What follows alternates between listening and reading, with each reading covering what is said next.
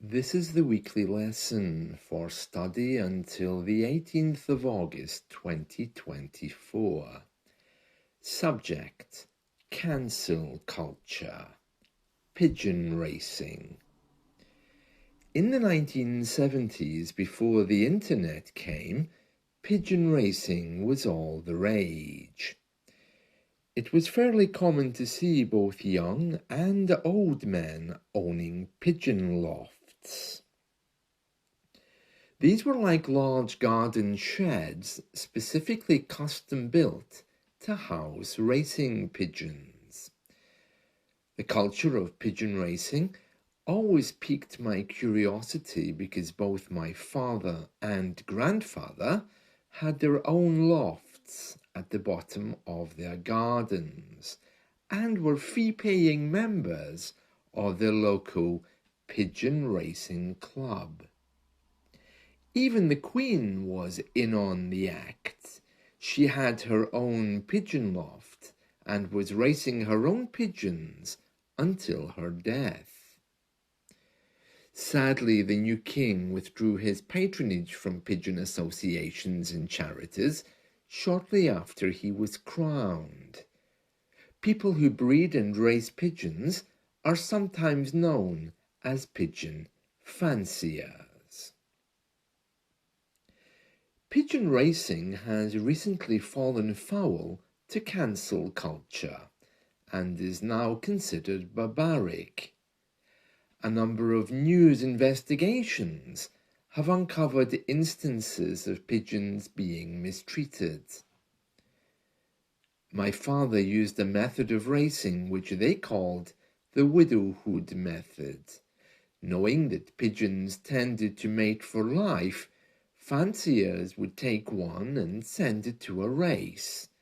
It would fly home quicker to get to its mate and children. That kind of thinking is now considered cruel.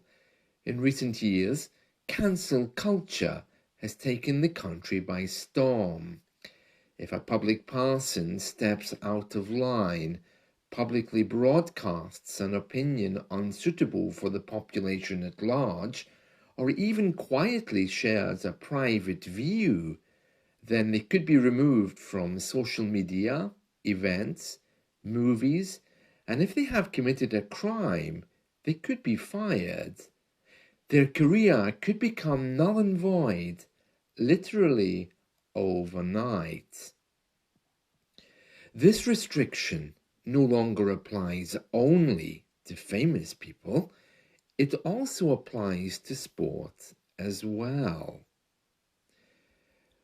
My father used to take medicine made for us kids and feed it to the birds when they were sick. Actually, his birds were treated like royalty.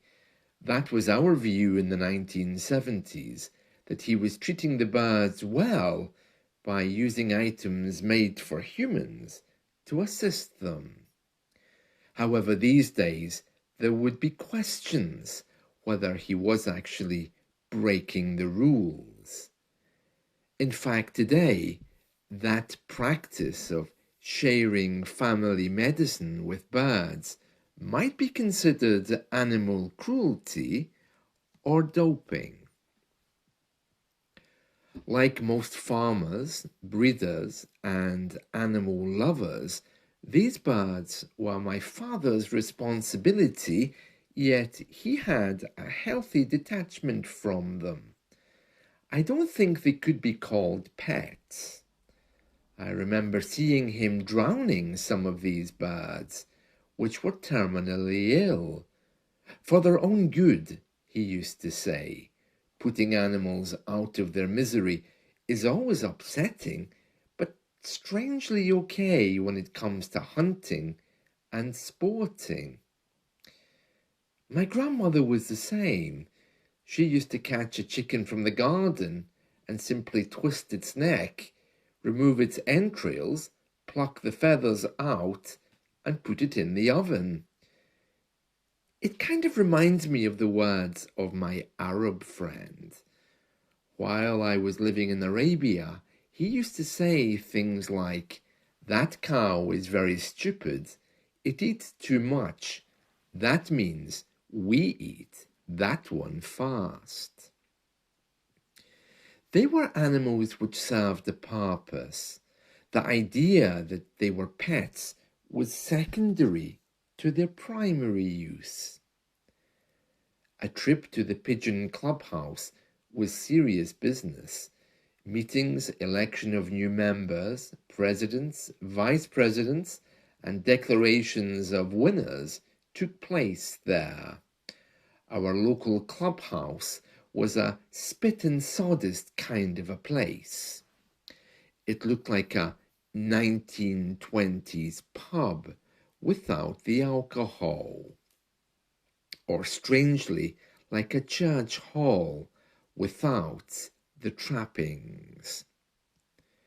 Bare floorboards, small feathers in the air, and baskets of pigeons waiting to be put into a transporter, carefully vetted by the club executives to ensure mechanisms for the birds to be released at exactly the same time.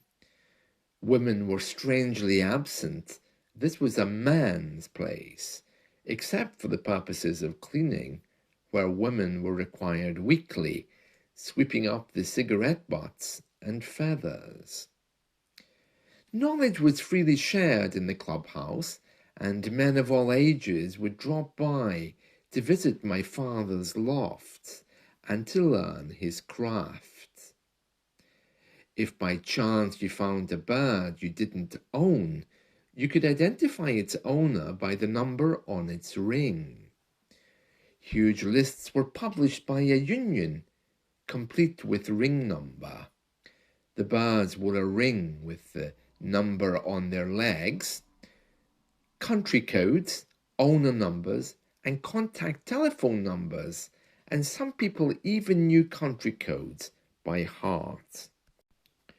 I often wondered where pigeon racing came from, and as early as 1881, people were racing these birds.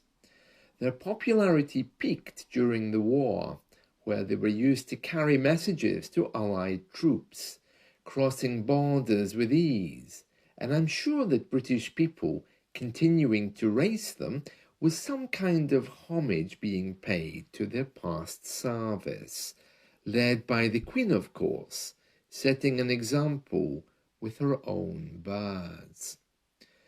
As much as I loved these birds, the stench of the loft was stomach-churning. My father kept the place clean by scraping up bird droppings daily, but there was a lingering smell. I often wondered how people had patience to look after these birds. These days there would also be questions about how the stench affected humans and whether it is actually safe. My father was troubled by tuberculosis, yet he never connected that to keeping birds, which is strange in hindsight. The bird represented something which has been lost in British culture now. It was an art, a science even, offering the ability to excel in your hobby whilst working full-time.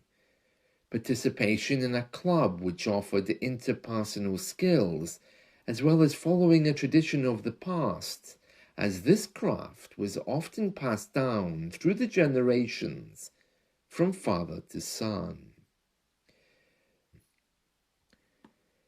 The future of racing is under threat, and scientists are trying to prove a link between mobile phone use, the magnetic field of the Earth, and disorientated pigeons. This will likely spell the end of what was once a popular sport.